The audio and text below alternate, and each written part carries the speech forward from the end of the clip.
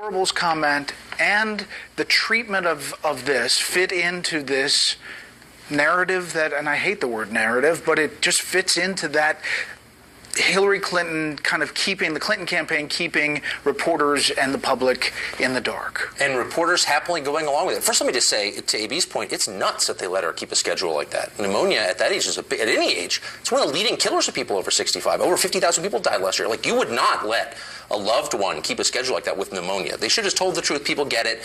She could have gotten past it. But the press reaction, let's be honest here, Drudge got it right. The New York Times got it wrong. The Washington Post was openly attacking people who bothered to ask questions about her health. Well, to that point, Chris Saliza writes today, coughing, I wrote, is simply not evidence enough of any sort of major illness that Clinton is assumed to be hiding.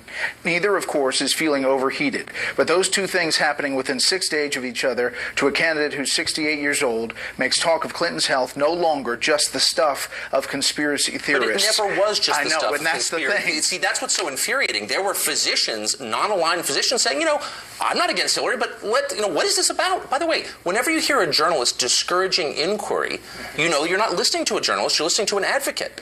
And that was almost uniformly the response from the press. Stop, you're helping Trump. Be quiet.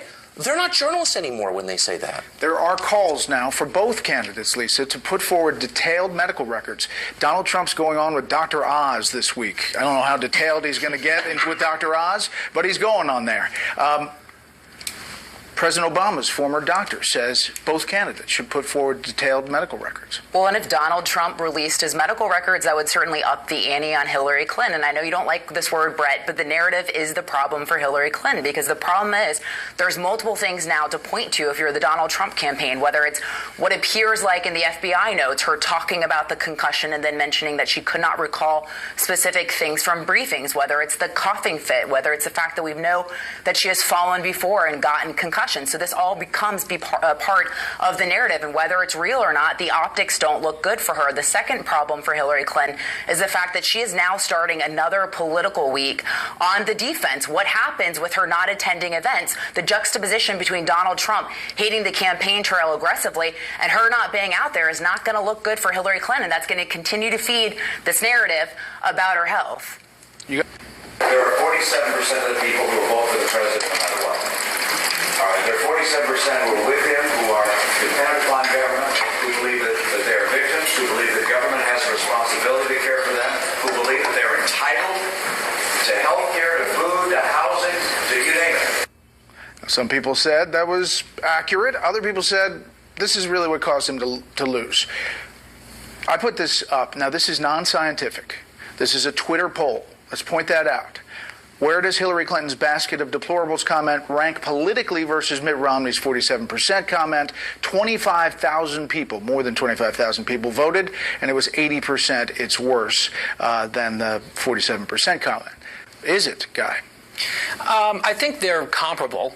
I don't think this was a good thing for her to say. She's walked it back a little bit by apologizing for describing half of Trump's supporters as these deplorable, irredeemable U.S. citizens. If she had said some, that's true. It wouldn't be a conversation, but she said half. She sort of walked away from it. Sort of near 47%. Exactly. So I think if I'm the Trump campaign, I, of course, hammer away at that at rallies. I fundraise off of it. I remind the base of it repeatedly. But for the rest of the electorate, I'm pivoting back to the Clinton Foundation and the email stuff that has been just grinding down her numbers for 3 weeks.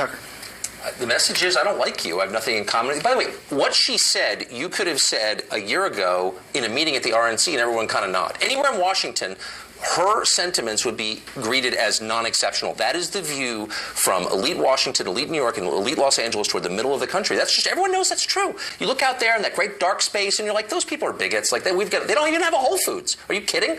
This is the view of American elites toward the population, and it's the reason that Trump is doing well. Where is this race right now? I think the race is very tight. I don't see either. Obviously, the unforeseen can happen. Anything can happen in this cycle, and anything can happen at the last minute. But I do think it's going to be a tight race till the end. I don't see either candidate getting a lead the way that Hillary Clinton had in mid to late summer. Again, I think it's going to be very, very neck and neck and fought and won on the margins. And these press cycles, Lisa, are unbelievable. Every day is something else. There's no shortage of information. And to Tucker's point, the problem that for Mitt Romney with that comment was the fact that people perceived him as an elitist. And that comment fed that perception that he was an elitist. Hillary Clinton has the same problem, I believe, that Mitt Romney had. When you looked at exit polling for Mitt Romney on the question of does this candidate care about me, President Obama won by an 81 to 18 point margin. I think Hillary Clinton has that similar problem when she says things like this. One, it's a stupid comment for an experienced politician. And then secondly, it feeds that perception that she's this elitist, she's out of touch. Much better. Perception. I went with perception instead of narrative. Panel, thank you. When we come back, 9/11, what we've learned in the last 15 years, intelligence and armed services about where we are right now in the war on terror. Locations where terrorists hit on September 11th, 2001. Organizers estimate 8,000 people gathered at the lower Manhattan spot where the Twin Towers of the World Trade Center once stood. They listened for nearly 4 hours as names were read of the almost 3,000 people who died in New York, Virginia, and Pennsylvania. President Obama was at the Pentagon today. Hundreds of service members, along with relatives and survivors of that attack, were on hand.